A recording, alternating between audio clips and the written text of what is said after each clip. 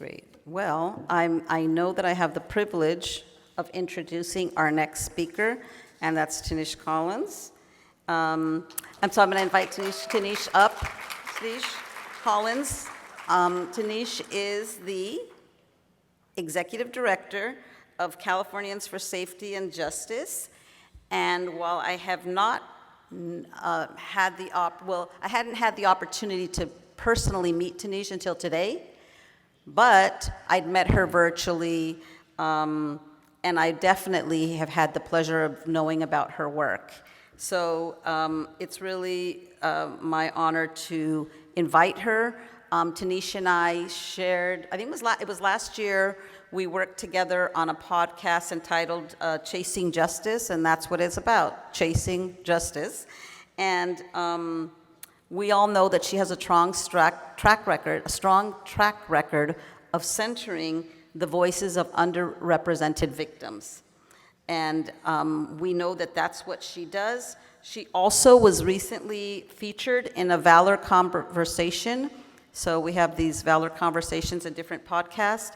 And the podcast that she recently was featured in is called How to Build Safer Communities. So I invite you to please go to our website and you can hear that podcast.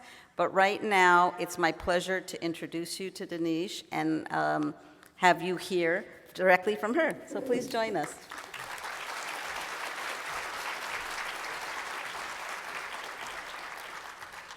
Valor, what's up? Good morning. It is such an honor and a privilege to be here with y'all. So before I get started, there's a couple things that I want you to know about me. I'm a Black woman, so I'm all down for call and response. So if I say something you like, I expect to hear a response. Y'all got that? Okay, there we go. All right. Because when you get too quiet, I get nervous. Like, what's going on? Are y'all here? Are we all right? All right.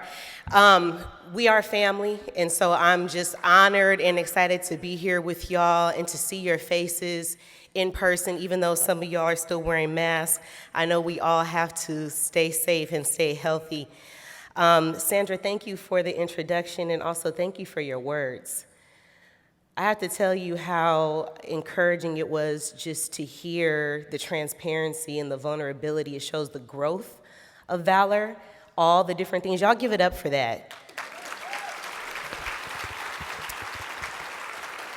It is not easy to move the movement forward. Some of you OGs in the room have been around in this movement for decades know that, right? And so the fact that we are here today and we're having a conversation about equity says a whole lot. It says a whole lot about our intentions to heal and repair our communities. So since Sandra did such a good job of talking about that and your vision for it, I think maybe it'd be good to do a little bit of introduction to who I am. You said San Francisco earlier. That's my hometown. Anybody from San Francisco in here? Okay, the Bay is in here. Good to see y'all. 2 years or more and some change of being in a virtual space has me a little weirded out. It's still interesting to see people who know you and know your life and you've built strong connections with over the last almost 3 years, and you see them in person, they're like, hey, and I'm like, I have no idea who you are. Good to see you though, yes. You know I'm out by vacation, you know that I was here, somewhere else last week, but we're still getting to know each other. So a little bit about me. I am from San Francisco. I'm a native. I'm from Bayview Hunters Point, to be exact. I'll never let y'all forget it. If you've never been to San Francisco, Bayview Hunters Point is like the South Central LA. So you have the south side of Chicago, South Central LA. Well, I'm from the south side of San Francisco. It is a beautiful community. It's a place where I have felt safest and also experienced some of the most harmful experiences of my life. But it's home, and I fight for it. And it's the reason why I'm in this movement. It's the reason why I bring my voice to the conversation about what survivors and victims need, especially from communities like mine, and for all the other communities who, for decades, have not necessarily had a voice or representation in conversations like this, especially around sexual violence and what it means and the impact that it has on our communities. I'm also a mom of 3. I know I don't look like it, but yes, I have 3 almost aspiring young adults. I call them aspiring because they blow up my phone for Uber rides and food. So John, if you could help me out with that, you let me know if you got some work for them to do, They're aspiring young adults, but I love them dearly. I am a survivor, multiple survivor experiences, and the first time that I have some very public survivor experiences. I've been impacted by homicide in my family. I call that a very public experience because it ripples throughout the community, especially when it happens out in the community. I lost 2 brothers to gun violence. I also am a survivor of child sexual abuse in DV, and those were 2 very private experiences that I did not share until I got into spaces like this. And so I don't want you to discount in this moment the importance of your own survivor identities in this work and how impactful and important it is to center ourselves not only in the voices, as the voices for what needs to happen, but also how we got over, how we got through, how we healed, because that is 1,000% what is going to move this movement forward. It is our stories, it is our experiences, it is our identities, it's how we show up for each other and how we show up for our people that's going to get us through. Thank you. I'm so glad y'all clapped for that. I was getting nervous. I'm also the first Black woman to lead the state's largest criminal justice reform organization. And most effective, if I'm being honest. We've done amazing work with so many of you and partnering in the room to lead some landmark legislative changes here in the state of California to restore rights to folks, to expand protections to victims and survivors, but also to reform the current criminal legal system. And I mentioned that I'm a survivor. I'm also the state director of our Crime Survivor for Safety and Justice Network. I have the privilege of working closely every day with Tina Rodriguez, who is our statewide manager in CSSJ. Y'all better give it up for my sister. If you know anything about Tina Rodriguez, she is the truth in the booth. She is the truth. And when we talk about equity, having our voices together in this conversation, we have a statewide network of over 14,000 survivors in the state of California.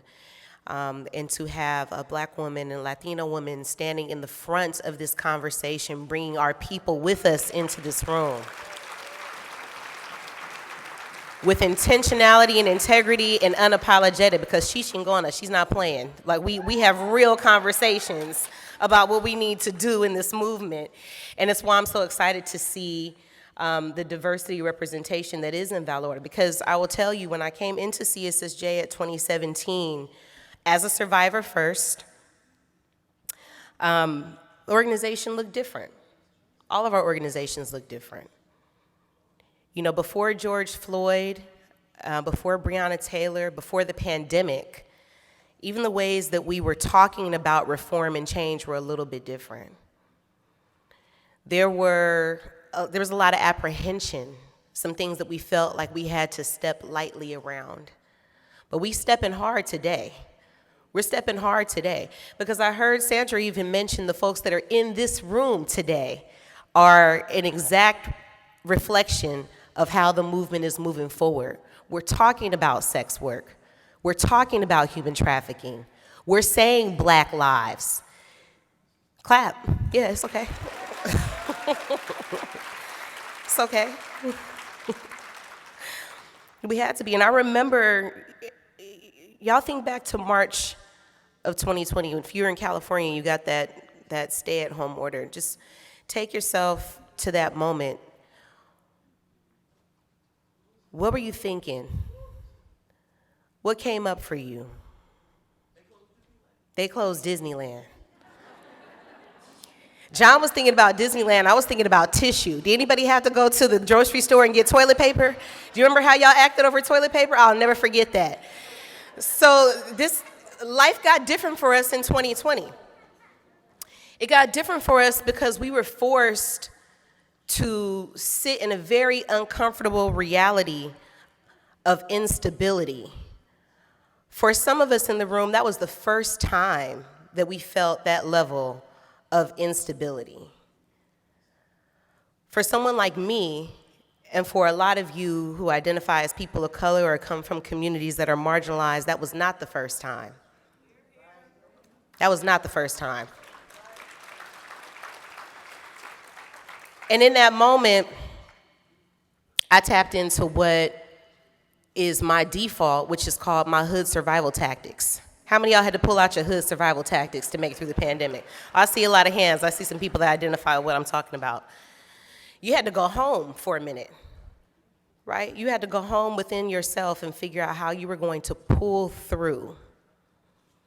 Some of us had to sit with our shadows. Some of us had to sit with our identities. I'm saying this from a personal perspective, but so did our organizations. So did the movement, the work that we do, also had to sit and come face to face with themselves. And where we are in this conversation about safety, because in that moment, we were all being tested. All the systems that we have been making noise about, that we have been shedding the light on in terms of the inequities and the oppression that our communities experience, that we personally have experienced, all the systems that we have been saying have been failing, we got to see it in real time in March 2020. Everybody was tested. Everything was tested. Your schools, your hospitals, your grocery stores, your organizations. Those of us who are relying on those numbers of folks to come in and walk in, and all of a sudden, when nobody walking in no more, couldn't walk nowhere. Those of us who say that we were centering Black and brown and marginalized folks, and then found out that all of our people were off the grid. No Wi-Fi at home. No laptops for you to do your teleconferencing. Hell, most of us couldn't even work remotely. I remember there being a statistic, something like 30%, less than 30%, of people of color had the option to work from home during the pandemic.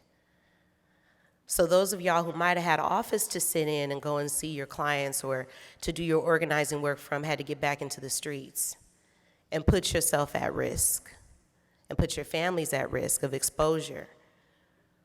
But we showed up for our people, didn't we? Did we show up for our people? How many of you had to switch gears completely in the work that you were doing, right? All of a sudden, you were handing out food and PPE. All of a sudden, you were showing up to people's homes. All of a sudden, you were doing these things that maybe you might have been talking to your organization about for decades.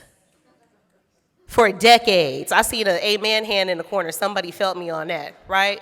For decades, the changes that we said that we could have made started getting made overnight. Overnight. Okay. Sis right here told me I have 5 minutes. Let me make my point of where I'm going with this. That kind of innovation is what we need right now. Don't get complacent and get comfortable because the world is open back up, because now we get to come back to these conferences and we get our nice little swag bags and we might get some good coffee and we're able to see each other in person. That level of innovation is what we need to keep moving the movement forward. It's time to tap into your hood instincts. It's time to go back home.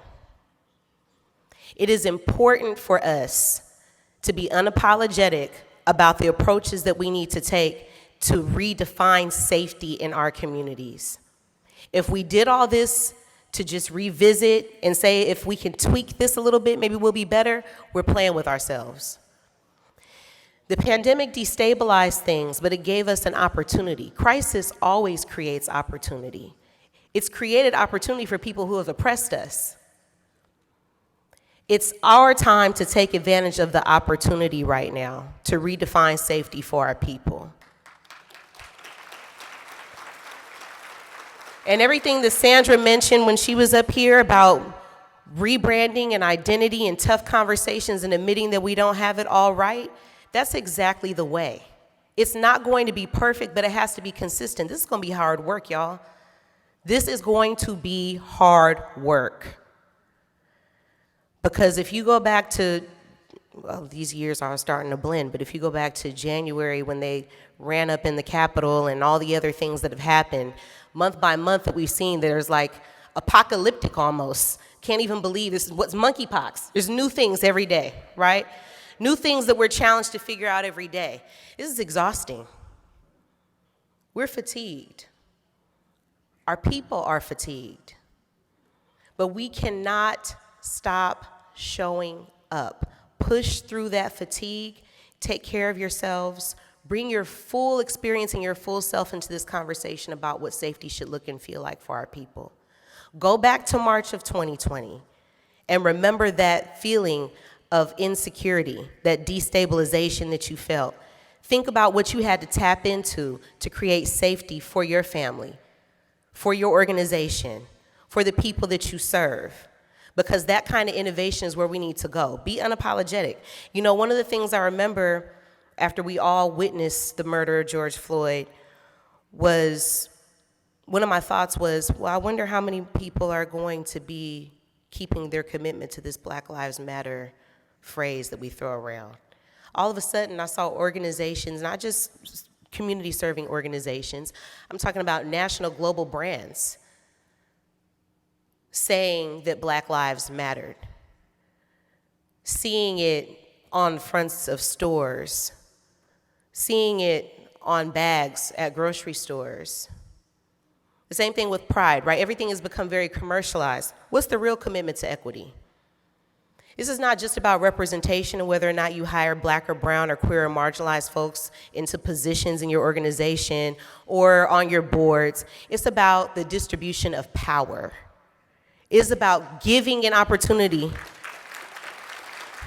It's about creating opportunities to center and uplift in distributing that power so that people can make the change they know is going to make the impact in their communities. You don't need to prescribe that. You need to get out of the way and make the way for people to do it. And I know that I might be preaching to the choir because many of you are the people who are doing that. Many of us are the people who are doing that. But it is a challenge always to wear our personal identities and our professional identities in this space and move the movement forward. Go back to what I said in the beginning about innovation. What are the things that you want to walk away from in this conference to move the movement forward? What are the tools that you need to bring? Because it all lies in the folks that are in this room. It's in building community with each other that we're going to be able to see that. When I heard the announcement about Roe v. Wade, one of the first things that I thought was, well, hell, we have so many things that we're fighting. And I understand for sure the rage, the outrage over it, because just like Sandra, we're pissed too. But I've never felt safe in my Black body. I have never felt that my wishes as a woman, my pain, or my needs, my biological needs, my medical needs have ever been respected without a fight. Ever. Ever. So listen, let's be clear that when we're talking about these issues, they're not new issues. They're repurposed and repackaged for economic benefit because there is an economy that thrives on all of our pain, all of our unaddressed trauma. It relies on all of us not working through the tough part to figure out exactly how we're going to move this movement forward. It wants to keep us so overwhelmed with the problem that we can't see the solutions. But look here, this room is different. The energy in this room is different. The energy in this movement is different because we have also experienced the harm that we're fighting against. So it's on us to make things different. Yes, centering, but also thinking outside the box. I was just in Louisiana not too long ago, and for historic purposes, I always like to visit historic sites. I went to a plantation. One of the plantations that I was at was specifically, their specific purpose in this plantation was breeding. They purchased 19 women and girls. And the population on that plantation had gone from 19 to 219 in less than 60 years. Do you think that sexual trauma doesn't still exist in our bodies and in our communities? And I'm not just talking about for Black women and Black people. Many of us, our communities, have experienced this type of sexual violence. And it's not exclusive to women and girls. It shows up in the way that our men and boys interact with us. It shows up in the ways that we have to unpack conversations about justice. The innovation is necessary, but it's also important for us to reflect on the history. We cannot discount the history. I wanted to come up here and keep it light and give you a, let's go get them. This might be the last conference that I'm invited to because I'm not good at that. I'm gonna let you know now. I'm not good at that. I'm not the rally speaker. I'm the truth teller. So now that we have this truth in the room, what will we do with it? What will we do with it? I heard the word fight. I heard the word organize. I also encourage us to keep making space for storytelling and for truth. I also offer that we need to center healing in this conversation around justice. I also offer that black women, black women, black women, black women, black women, black women, black women to the front. And brown women, and I am African American and Boricua. Black women, Latino women, all of us to the front in this conversation about what needs to happen to create safety, because we've been the ones holding the line for safety the entire time.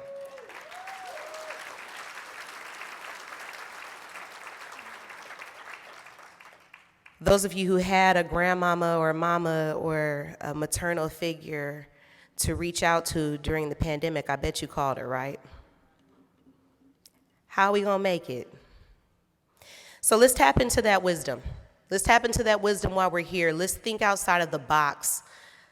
Let's get uncomfortable in this conversation about equity because it is bigger and deeper than just representation.